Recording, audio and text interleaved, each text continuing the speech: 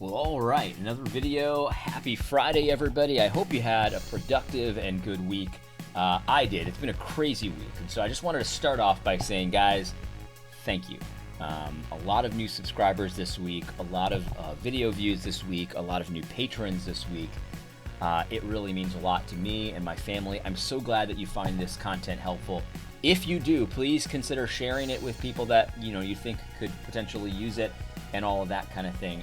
Again, I find it amazing that you're here, and I wanted to show you something. So this is my my new subscriber count here. Apparently it's not, there it is. 4,591. That's plus about 1,000 in the last month.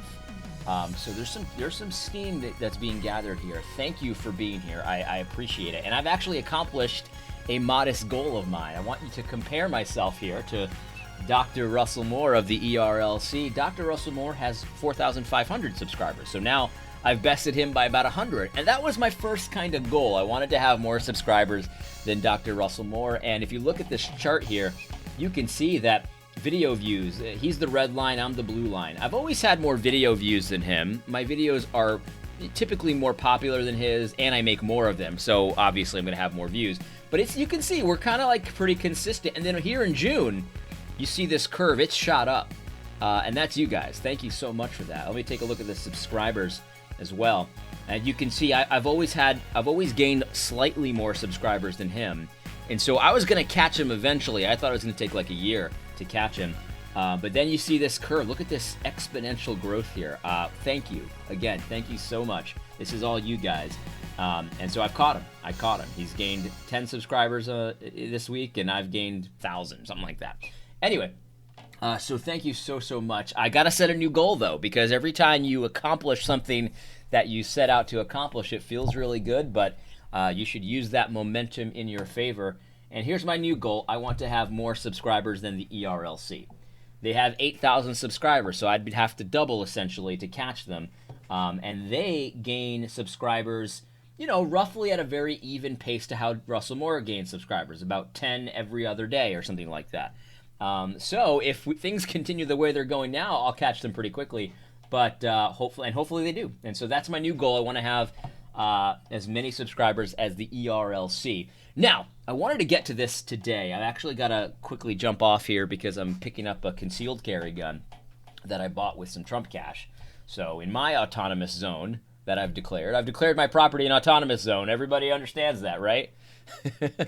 America has been made great in my autonomous zone, my own property. Anyway, I wanted to talk about, a lot of times the solutions to the supposed problem of racism actually isn't a good solution. This is a thread by Phillip Holmes. Phillip Holmes is a blue check mark Christian, intellectual, I guess you might say.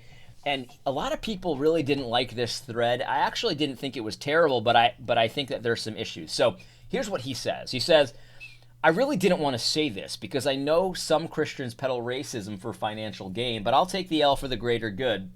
He says, stop asking black Christians if you can pick their brain or make recommendations without offering compensation for their time.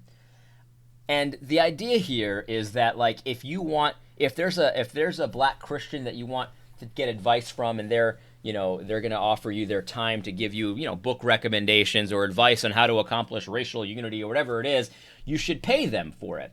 And a lot of people were kind of like, this is kind of weird. Like, why would you have to pay someone for a conversation, right? And here's what he says. He says, why should I pay? Well, if you're asking someone for advice, it implies that you think their advice is valuable. You're also saving time since you won't have to research. Therefore, offering compensation seems like an honorable thing to do. And this is true, yes and no, because if someone's an expert in something, then yeah, of course, you want to pay them for their expertise. If I had somebody at my church who was a expert at fixing chimneys or something like that, and I said, hey man, can you come over and check out my chimney? Of course, I would offer to pay him. I mean, that's how he makes money.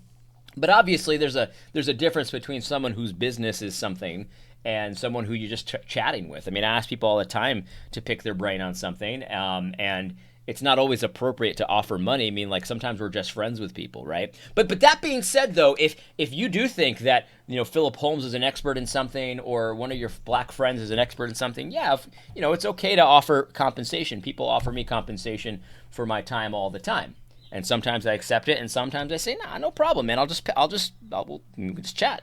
You know what I mean? It just depends on the situation. There's value in offering services for free sometimes, but you have to think a few steps ahead. Anyway, so here's the thing. Like, the idea here is, though, that the solution to the problem of not paying black people for their time is that white people should just offer to pay them for their time. And I don't really have a problem with that. Again, if you are looking at someone as an expert in their field and you want to take some of their time, it's fine to offer to pay, right? But I think it's a better idea, instead of doing that, to train those black experts, the people that are experts in their field, whatever it is, to ask for compensation. And here's why I think that's better, because that's going to go a lot further than expecting white people to pay out of guilt, is essentially what Phillip Holmes is trying to do here. He's trying to guilt white people into throwing cash people's way. But if you ask them to pay, say, hey, thanks for reaching out to me. I'd be glad to let you pick my brain. I charge about $50 an hour. We can talk about, flexibility or whatever. If you teach them to ask, not only will they get more cash, but also that's a skill set that they can use anywhere and everywhere. You got to teach people to ask for compensation for the value that they provide. And the reality is, this will weed out the fakes very quick, because if you don't actually provide $50 an hour worth of value to someone, that word's going to get around very quick, and you're going to have to step your game up, or you're not going to make any money. So I think that's a better idea, because if you think about it, let's say people take Phillip's advice, right? And you don't actually teach the black experts to ask for money. Instead, you just expect white people to feel guilty and give you cash. Well, in the real world, you know what I mean, where people are expecting value for their money, you can't just expect to guilt people into giving you cash all the time. And so if Phillip Holmes is successful in his ask here, and white people just start feeling guilty, white Christians start feeling guilty and throwing cash black people's way, that actually, it helps black people for a time, but then when they go to the real world, it's not going to help them. So I think a better suggestion is, say, black people, respect your time enough and revalue your own time enough to ask for compensation if you bring value to the table. That's what I think is a better idea. You see how it'll help them? They'll get a better result now, and it'll help them in the rest of their life. You don't have to just ask in the context of the Christian church. You can ask in any situation and all of that kind of thing. And so this is the thing. This is the thing. I pushed back on Phillip for this, and this is so interesting. He says, so he responds to me in kind of like a roundabout way. He says, question, can't they ask for compensation? He follows, he did this tweet to me because of my pushback. And his answer is, of course, but you can also offer to pay. A laborer is worth his wages. To know this and to put him in the position to ask is a worse form of guilt. Think about that for a second. Phillip Holmes is saying that asking black people to value and respect themselves and their time enough to ask for compensation, he sees that as a form of guilt. That's crazy, man. That's crazy. Phillip, the real world doesn't work that way, man. You know what I mean? Expecting someone to respect their time enough to ask for compensation, that's not making them feel guilty, man. I've never, ever asked someone for money and felt guilty about it, because I don't ask people money for nonsense. You know what I mean? I ask people to support me on Patreon because I think I'm providing value on YouTube. If I didn't think I was providing value on YouTube, I wouldn't ask for money, because then I'd feel guilty.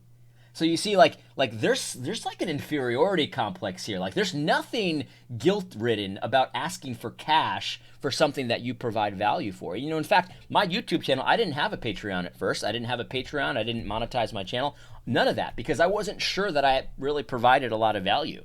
And then as my channel picked up steam, people told me how helpful they found it. Then I started a Patreon, and then I started monetizing my channel because I no longer felt like a fraud. I felt like, man, I actually do provide value here.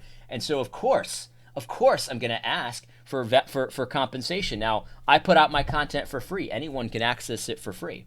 And I think that there's value sometimes in offering things for free. I want this message to get out there. And so whether or not you want to support me or whether or not you have the ability to support me, I still want you to be able to have my content. And that's the reality. That's the reality situation. I think sometimes it's a good thing to offer stuff for free, business-wise. Businesses do this all the time, by the way. But think about that mentality. Phillip Holmes he's trying to solve a perceived problem, which I actually don't think is a problem at all. But a perceived problem is blacks aren't being compensated for letting people pick their brains, right? Okay, so you have two solutions. One, you can try to guilt white people into giving them cash, or two, you can teach black people to ask.